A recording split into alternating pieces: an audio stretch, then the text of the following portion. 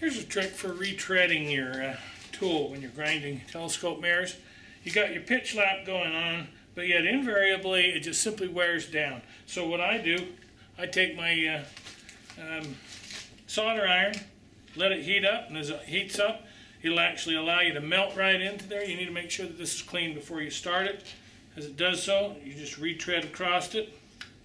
You'll burn out just a very small amount. You go back over it a couple of times.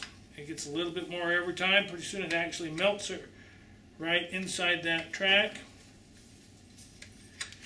And you can actually swish it right out of the, when it goes liquid, you can push it right on out of there, and it leaves a nice little gap for your cerium oxide to actually go down inside.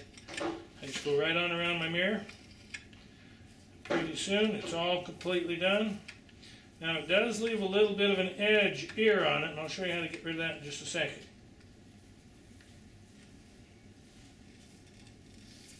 See, it melts it, and as it melts it, makes a little track for your cerium oxide to go down in. Makes it a lot easier to work here. It actually pushes the material up on. As it cools, we'll take that off in just a second. You can see that it drools right down the sides.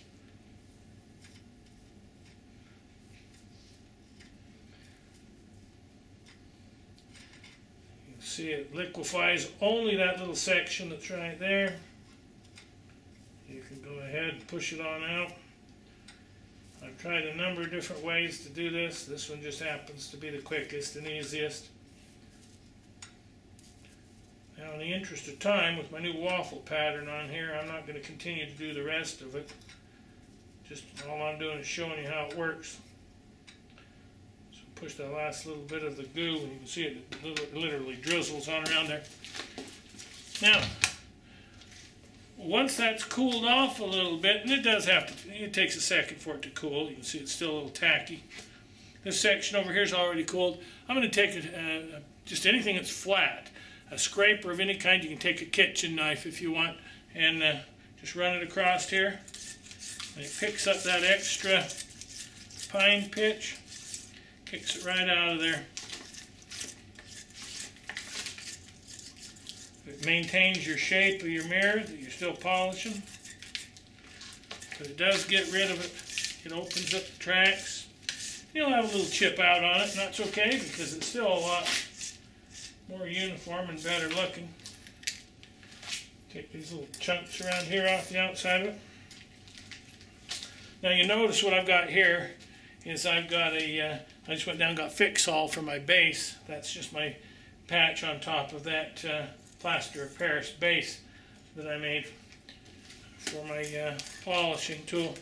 Just make sure that when you're done, you don't have anything sticking up. You really need that bevel on the outside of that so that you don't cause problems in your grind on your mirror.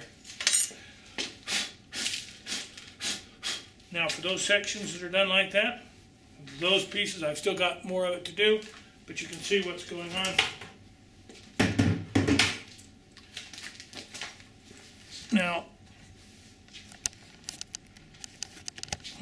that one right there, you can see the surface of it. I just redid it about 20 minutes ago. You can see they work really, really well. Got lots more of them to do, but simple to do.